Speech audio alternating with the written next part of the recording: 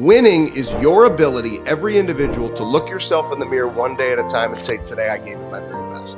If you can do that and be honest with yourself, drive relentless, ruthless, uncommon accountability to yourself, and you do what you know you need to do personally, you do what you know you need to do in your business, you actually serve other people, you help make the world a better place every day. Everybody can do those things. And for me, you remain faithful. You are going to make more money than you could spend. You will have more success. You will win more in your life. It goes back to what I was saying earlier. Stop focusing on the scoreboard. Stop focusing on the things that you can control and focus on the disciplines that you can control. Silence the noise, silence the politics, silence the media, and do the things that'll cause you to win, and watch how you show up and win in your life.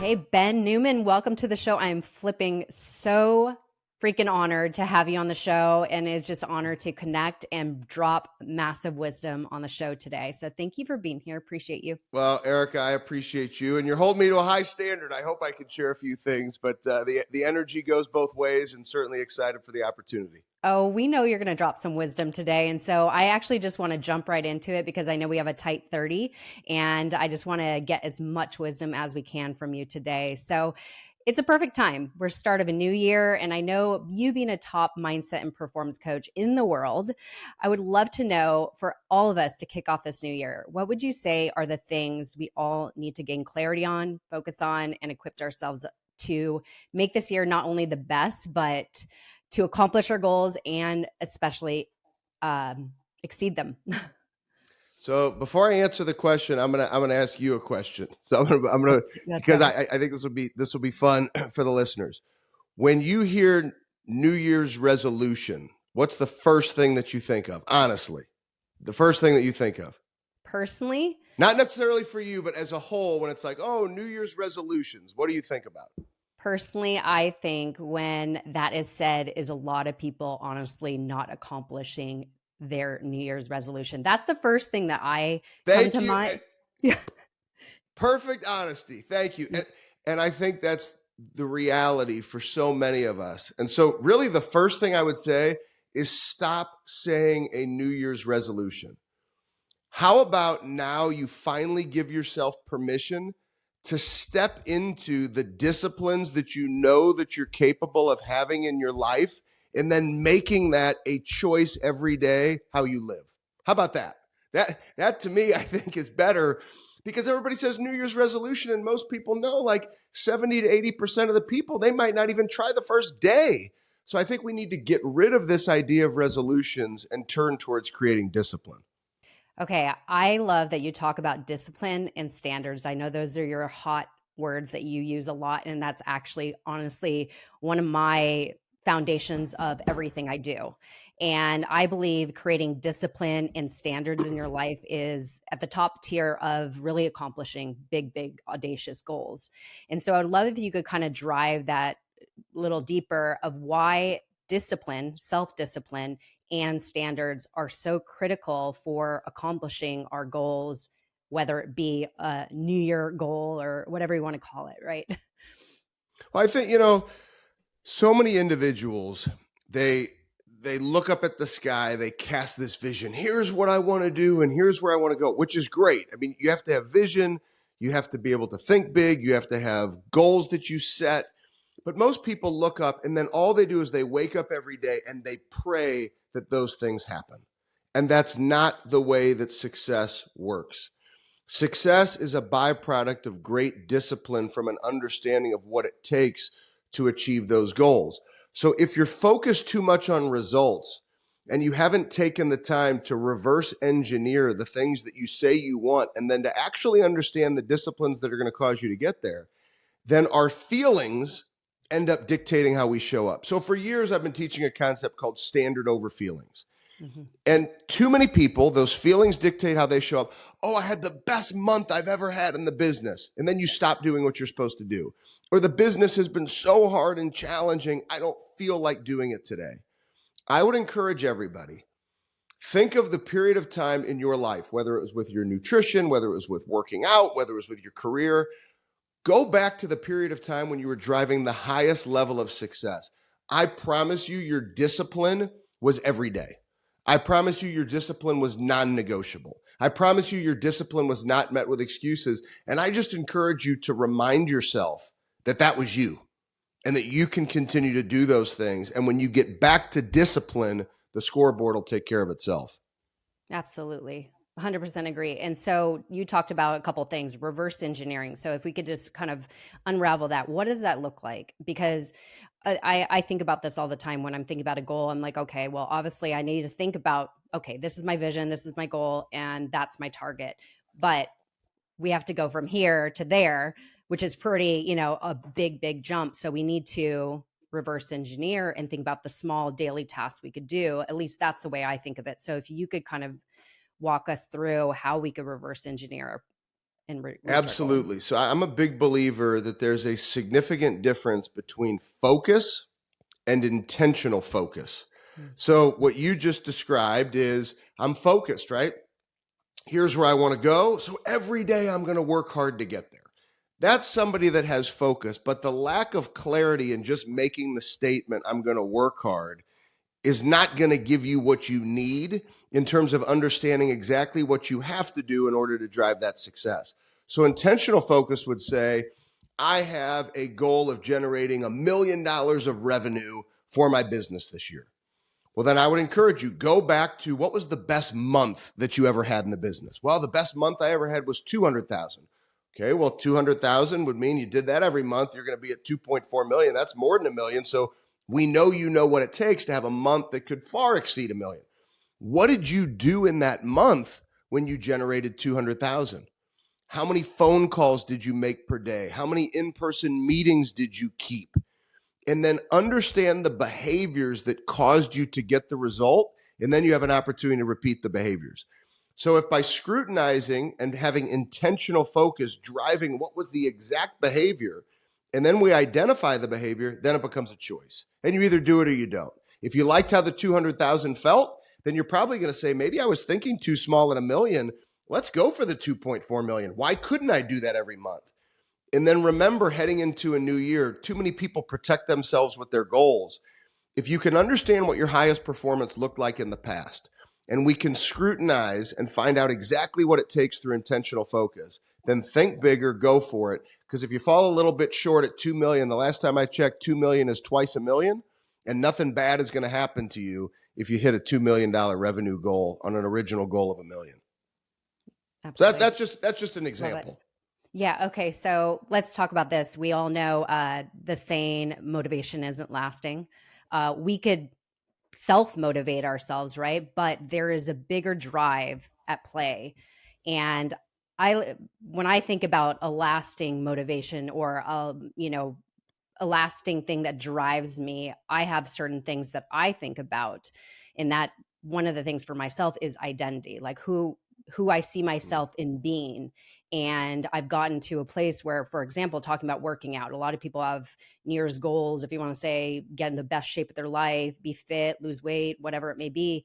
And for myself, it's been a lifestyle that I created over, 25 years working out, if you want to say, remaining the same shape and size. And so it takes time to get there, but I think there's this deeper drive to why we are motivated, why we have self-discipline, why we have these standards. So can you talk about that? Because I know you talk about something called the burn.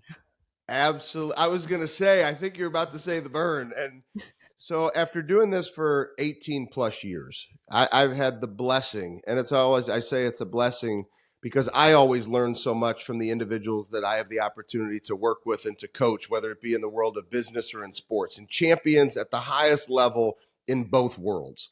Mm-hmm. And what I've identified over 18 years is that the secret to their success, not that why and purpose does not matter, but it's what I call the burn. And it's this underlying fire that ignites your why and purpose on a daily basis that causes you to be disciplined on the days that you don't want to do it, and especially after you win. I love what you just shared, Erica, because it's actually an example that I've never used in teaching the burn for all these years. It's the name of our podcast, from interviewing people all these years about the burn. You specifically said it's your identity. So if everybody's listening, Erica has this vision. This is who I am. This is who I believe myself to be.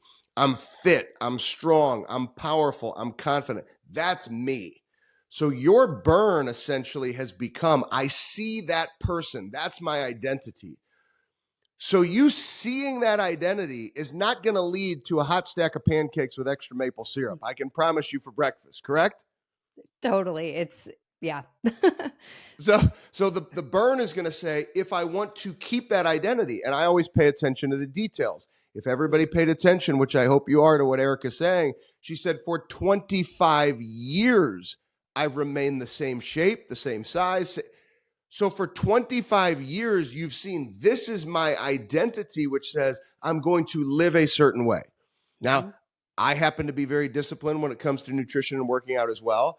I love the pancake example because I do love pancakes. I occasionally will cheat and eat pancakes, but it's very rare. And it's probably very rare for you too. And so I enjoy sweets. I just don't eat them. If it's my daughter's birthday, sure, I'll have some sweets. Maybe there's another time I'll sneak a cookie. But I'm telling you, it like never happens. Because for you, what you've told us is there's this idea that's become a burn. And that burn, when you connect to it, there's no choosing to not have standards in your life. There's no choosing to not see, because the opposite of the standard is unacceptable. So I would almost, let me ask you another question. It turns into, we're going back and forth interviewing each other. Yeah. It's probably for you become unacceptable to eat pancakes. It becomes unacceptable on a Tuesday afternoon to go have chocolate chip cookies as dessert for your lunch. Is that right? Yes. And I would say because I know too much about health. It's basically like, I mean, honestly, we talk about standards. I think standards is a big thing because I have this high standard for my health. Like I want to be the most optimized I could possibly be, especially when it comes to my health, because I do believe health is wealth. I've had struggles in my health before. Actually, I'm even battling something right now. And so now I'm taking it to a next level.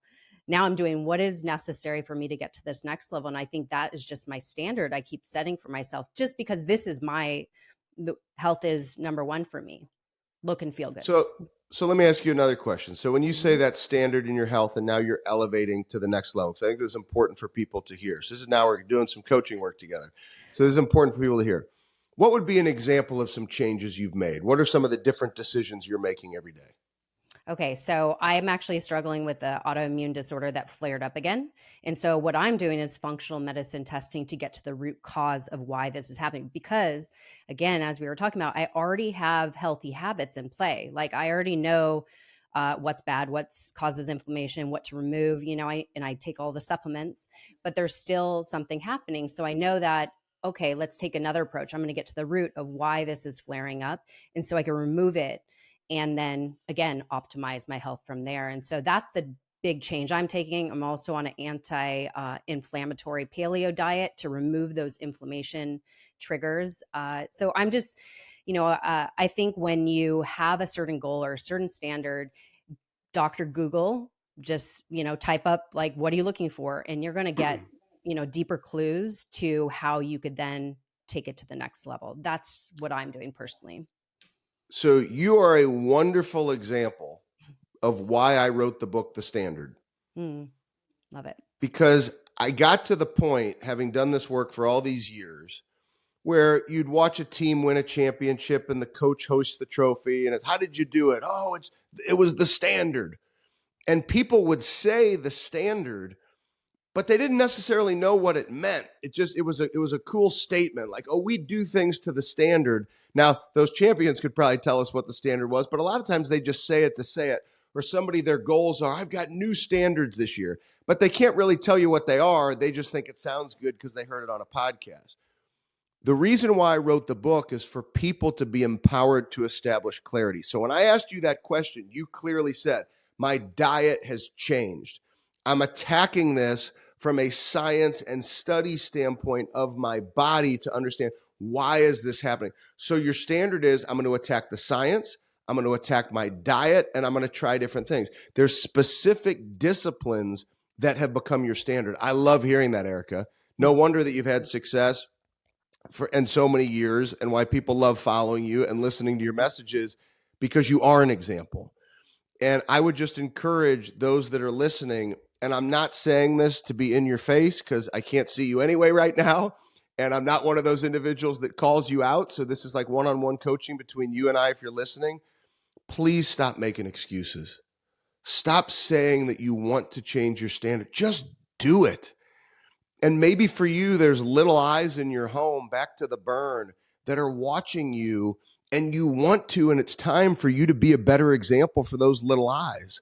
Or maybe there's somebody that sacrificed for you and you're saying, I'm tired of wasting the sacrifice. My parents had 3 jobs apiece for me to be able to establish my future in my life. How could I waste these days? Or maybe it's like me, where my mother passed 11 days before my 8th birthday. She was 38 years old. I'm 45 years old, and I've been given 7 extra days on earth that my mother never got. I'm not wasting a day. And that's my burn. So I encourage you, connect to your burn, stop making excuses, and look at an example like Erica. You're listening to her show. Follow her example. Become more disciplined, and you'll start winning more in your life. I love that. Thank you so much for your words. But I think self-discipline is an act of self-love. So if you want to cultivate self-love, self-confidence, self-respect, you must be disciplined. You must set certain standards, certain non-negotiables in your life, because that is literally like mirroring back what you feel about yourself. And so I would love if you could talk about the winner's mindset. Like what needs to change with our mindset? You probably touched on a few of these things, but like for the people you work with, top elite athletes, top performers, what would you say example of a winner's mindset? How do they think? How do they move? How do they prepare for their days? What are some non-negotiables they all have? Yeah, so I've been teaching a concept for over 15 years called Your Prize Fighter Day, and it's part of your mental toughness playbook. And it's a playbook that's been purchased, downloaded over 1 million times. Right. And it's powerful. It's literally the 6 mental training tools that I use in our work with in the coaching work in sports and in business. Your Prize Fighter Day specifically breaks down the decisions that you need to make personally, professionally, and in your service to others every single day. And I found that the highest performers, everybody may not call it a prize fighter day. You find, having taught it as many years as I have, there's a lot of people that do call it that. But people understand, here's what I need to do personally every day, and I'm going to do it. Here's what I need to do professionally every day. And winners spend more time attacking the process of what they know is going to cause them to win than having undue pressure and stress on the results that they can't control. And they clearly understand that with high levels of uncommon discipline and doing the extra work that I call the unrequired, that others are unwilling to do, the byproduct is winning at very high levels.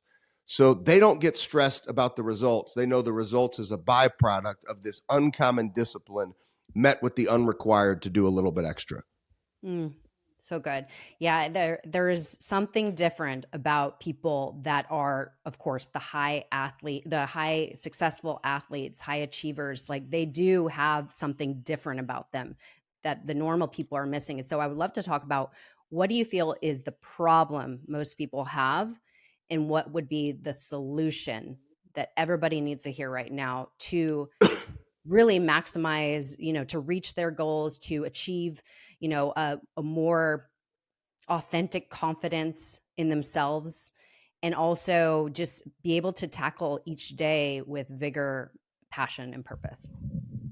Perfect question. And you're the first person that actually asked me this question by actually acknowledging problem.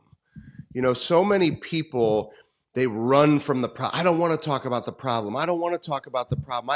Let me just talk about the good stuff. And so it's amazing that you just framed this that way. On page 24 in my book, The Standard, that came out last year, there's the 4 P's of the standard. The first P of this process that takes 2 minutes a day to connect to, 2 minutes a day, the first P is problem. And there it goes. Erica, this keeps happening to me. I'm a technology guy. I can call an audible. This AI crap is driving me crazy. So for those of you that are watching this, like on video, these balloons just went. I don't know what the hell the balloons are. I got to get with my technology team to get rid of these balloons. But here's what's that? No, that was just so funny because if you're watching on YouTube, you'll know what he's talking about. You'll know the balloons. And actually, we'll do it again. So if you do the peace sign, these balloons start going up. It drives me crazy. I haven't even gotten to the best part of the 4 Ps and we got balloons going already. So I'm going to keep my hands down because I talk with my hands, which I learned from my mother, so that crazy stuff doesn't start happening on the screen. It's funny. So there's a problem. I just created a problem with my hand gestures. So the first P is the problem. And I'm a huge believer. It's why I'm glad you brought this up, Erica, that you're either in the middle of a problem right now, you just made it through a problem, you're about to step into a problem, or here's the biggest problem that people don't talk about. You've been winning. One of my favorite questions is, how do you show up after you win? Far too many people get seduced by success and they create the problem of stopping their disciplines that have caused the success when they win. They create the biggest problem they could. And so sometimes we're facing an actual problem. And so what I encourage, or you're creating the problem through winning. So I always encourage people 2 minutes a day. Imagine if you can picture this diagram on page 24, you've got problem, planning, performance, and payoff. So the first P, to start your day, I say, what's the potential problem I'm going to face today? And then the second P is planning. What are you going to do about it? What are the action steps or the disciplines I need to take to silence the problem or to remove the problem? So you may say, I need to do this personally, this professionally, and this in my service to others today. The performance piece, which many people miss, and I know you know this, Erica, as often as you're having conversations like this. People know what they need to do, but then they choose to not do it, which just exacerbates the problem. So the next level of your success is actually simple. Identify the problem, plan out what you need to do, and then the performance piece. I'm sure you all are figuring out these are simple concepts to own your mindset. The performance piece is just do what you say you're going to do. So you planned it out, just do it. And then when you get the payoff, don't be seduced by success that you won because you did what you're supposed to do. Recognize the payoff is confirmation that the process is working. So just wake up the next day and repeat the process. 2 minutes, connect to the problem, plan it out, repeat the cycle. And that's how we all can win more and drive more higher levels of consistent winning in our lives. I love that because I think as you were talking about, a lot of people, when they win, they're like, okay, and they like settle back and then they kind of step away from the process that actually continues the cycle of winning. And it's really interesting how that happens with people, that it's almost like, and then, it's almost like a wheel turning, like it takes more momentum to get it started. But once it starts turning and turning, that momentum kind of carries through and you don't have to put as much effort. But when then you stop, imagine what you need to do again to get it started again. And I think that concept alone is just like, people remember, like, I know for myself, I took 2 weeks a pause on my podcast at the end of the year. And I did this the year prior as well.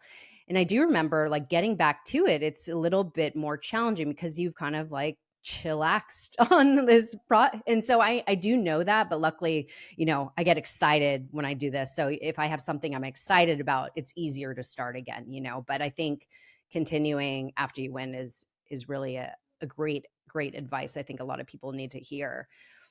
So let's talk about, what do you feel, because I want to honor your time, if you were to name just like, I don't know, 4 powerful things we should all add to our day as non-negotiables that really will set us up for success. And that means, again, just getting a goal or building confidence or just feeling good, maybe just like being our best self. Those 4 things. So it falls in line with this concept of your prize fighter day, which is 3 things. And then I will add the 4th. Perfect. So the first one, which would be the 4th, is your relationship with a higher being. And I'm not going to tell anybody what to believe for politics or what to believe for religion, but I've been through so much pain and challenge in my life. I still have 2 coaches. I'm reading books every day. It doesn't matter who you read about that I'm working with or I've coached, or many people don't even know the people that I coach behind the scenes. I still have coaches. I'm still working on me, but I also believe that there's a higher power. So I'm a very faithful man. So I connect to my faith every single day as part of my morning routine to make sure that I stay grounded and I surrender to the higher power that's actually there to help me fight to be my best self every single day. So my faith is very, very important to me. And then every day, I believe you do have to choose something personally that you can do. You know, we live in a world, whether it's politics, the news, whatever it might be, where people are saying there's no balance. You either have this or you have that. And people create these belief systems that you can't do things that are personal and business and serve other people. And we've become conditioned that I only can focus on my business right now. And so you see these people who are worth, $100 million, and they're so out of shape they can't even breathe when they walk down the street. If that person had the discipline to create $100 million, I promise you in the same day, they have the same discipline within them to be in shape. They're just not choosing to do that. So you have to create these priorities, which Erica's alluding to, which goes back to that prize fighter day. So I have faith, and then personally, what are the things you need to do personally so you can look in the mirror and say, I won today? Because for me, winning is not these championship rings that you see behind my head on the screen, or the amount of money I've helped Fortune 100 companies or Fortune 10 companies generate. Winning is your ability, every individual, to look yourself in the mirror one day at a time and say, today I gave it my very best. If you can do that and be honest with yourself, drive relentless, ruthless, uncommon accountability to yourself, and you do what you know you need to do personally, you do what you know you need to do in your business, you actually serve other people, you help make the world a better place every day. Everybody can do those things. And for me, you remain faithful. You are going to make more money than you could spend. You will have more success. You will win more in your life. It goes back to what I was saying earlier. Stop focusing on the scoreboard. Stop focusing on the things that you can control and focus on the disciplines that you can control. Silence the noise, silence the politics, silence the media, and do the things that'll cause you to win, and watch how you show up and win in your life. Powerful. Love it. Okay, so I'm just going to close off with my last question. But before we do, where can people learn more about you and get more of your powerful wisdom? Of course, you mentioned your Burn podcast, which I'll plug in right there. Thank you so much. I appreciate it. And, bennewman.net is our website. At Continued Fight is social media. So that's Instagram and X. And so please stay connected. I mean, I'm on there engaging. I'm posting. If it's a regular post, that's me posting. If it's a video post, that means our technology team and our creative team is involved. That's not me, but I'll respond. I'll engage. I have this desire to carry on my mother's legacy to go serve 1 billion people. I can't do that by myself, so we have an amazing team. I pour my passion into my work every single day, and we'd love the opportunity to keep attacking on this journey with you. Perfect. Okay, closing question I want to ask you. And I mean, you've already shared so much wisdom, but I'm just going to ask you, if you were to share a piece of a wisdom, a life lesson that you've learned along your journey that you just feel you need to shout out to the world, what is that piece of wisdom and lesson people need to hear today? It's the greatest life lesson I've ever learned, and it came from my mom. It's not how long you live, it's how you choose to live your life. So everybody this year in 2024, choose to be more disciplined, choose to believe more in yourself. And when adversity strikes you, because I know it will, lean in and attack it and go make this your best year ever. So powerful. Love it. We all need to hear that. Okay. I also want to plug in here. I am probably going to get the date wrong, maybe even the name, but I don't think so. So we were talking about before we hit record, our good friend Amberly Lago has a summit called the Unstoppable Life Summit, I believe. And April 20th in Dallas, Texas. Yeah. And Ben Newman, amongst John Gordon and of course, Amberly Lago, most powerful speakers, taking the stage. It is going to be absolute fire. I'm pretty sure I'm going to be there. I don't want to miss it. So I'm just going to plug it in there. I'm going to leave a link also in the show notes because I want everybody to see this man speak in person. So You all no, I, you all need to go hear. I mean, Amber Lee could have a stage by herself with none of us, and everybody needs to go hear her because she has a passion, a fire, an amazing story. And it's no wonder that the two of you are connected. And I appreciate the time with you and your listeners. And yes, please come see us all in Dallas. yeah, absolutely. Thank you so much, Ben. This has been a true honor. And I just thank you for all you shared today. And everybody, go follow this man. He has so much goodness to really just take away every day, that we could create more discipline, standards, and more fire in our belly to go after our goals. Thank you so much. Thank you, Erica.